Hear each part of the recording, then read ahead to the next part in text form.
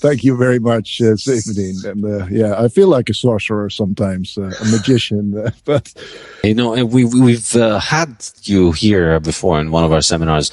It was almost a year ago. It was in December 2020, and you said during that seminar, you said, this model is young. The next year will be a test of whether it holds up. So I presume this test so far throughout this year has held up, in your opinion, right? I think the China ban was kind of that set it back a little bit, put it off track, and even out of the one standard deviation band, which is rare, as you can see in the history. Although it was outside of that one standard deviation band when I made the model in the beginning of 2019. But yeah, on average, it's very well on track, beyond my highest expectations, and I think. Yeah, crossing the 100,000 level this year, or I shouldn't say that, but or early next year, but I guess it will be this year. Then I'll be like, okay, this is it. Yeah. My floor model is not the 200 weeks moving average. I just know that a lot of people use that as a floor model, and indeed you cannot predict with that model. You can just say, okay, we're now very close to that 200 week moving average, so that this must be the bottom, for example. But my model is slightly different, because the 200 week moving average and frankly, most technical analysis is taken from normal markets, equity markets, foreign exchange markets. And Bitcoin has this very specific nature, this exponential nature that we talked about, that it goes over 6-7 orders of magnitude in 10 years time, and with a lot of volatility as well. It's not normally distributed at all. So forget about averages, forget about standard deviations.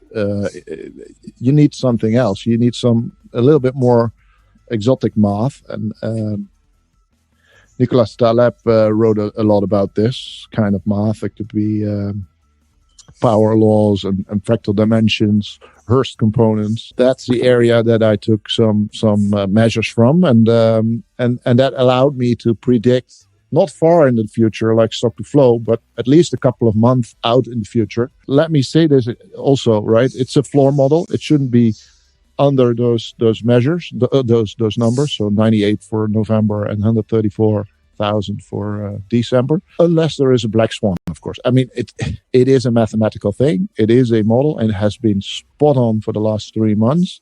But I could be wrong. There could be a black swan event. If we don't hit the 98,000 in end of November, that would be a first on this specific indicator in the entire history of Bitcoin. So in the entire 11-year or 12-year period. So that's why I can be so confident about it. And of course, it's in line with stock to flow prediction, right? So the 135,000 end of this year would be crossing that white line in the chart you show right now, and it would be exactly in line with the stock to flow model, and so that gives me even more confidence that in both the floor model and the stock to flow model that there's both two clocks telling the exact same time. Yeah, you've said before that your criteria, or one of the criteria that you would accept for the model being correct or accurate, is whether the predicted price, whether the actual price crosses the predicted price once a year, right? Yes. Do you still stand by that? Do you think this is like a be-all, end-all for the model, or is it just one nice to have?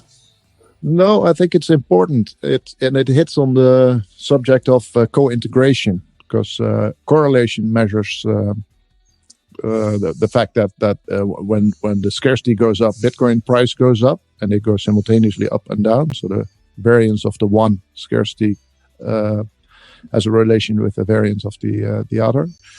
But co-integration means that the real price sticks to the predicted price really close, and doesn't wander off too far, and that the difference between those two, the model price and the real price, is on average a constant.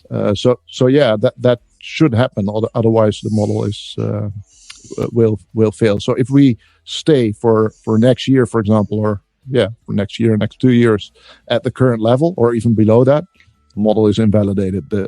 It is very obvious also from this chart that in that case the model would not fit the price.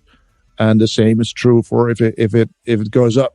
If it goes to 1 million and stays there, that would be overshooting the model. Problem with the co-integration test is currently that we need 2 random variables to be allowed to apply those co-integration tests.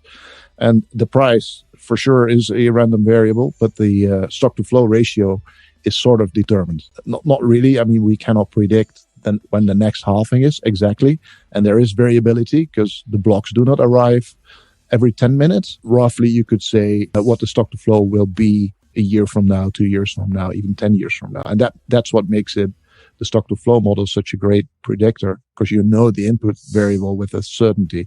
But the disadvantage is you cannot apply the co-integration tests. If you do the co-integration tests, by the way, you will find co-integration, but we cannot apply the test. So that's a bit of a bummer. But what the test measures is how much the price sticks to that model. And I translated that or dumped that down as, it's above and below the black line, the model line, each and every year. So I think that's very, very important.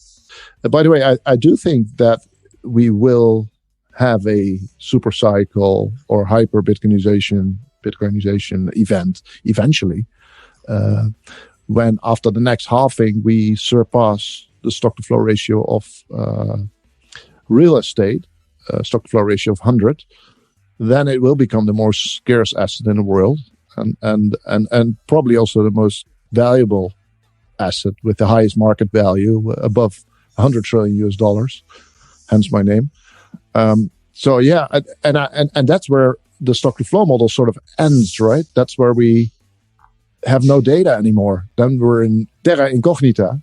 We don't know what a stock to flow asset of 200 will be worth, and probably that means that asset will be the de facto money.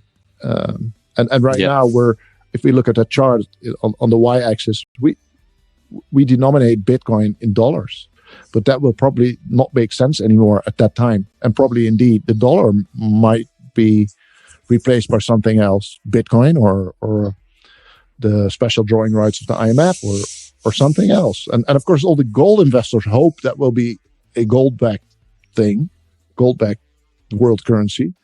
But I think there's a real chance that Bitcoin will be that better money, thermodynamically perfect money. And then of course, stock flow model is done or must be changed in that the dollar is not.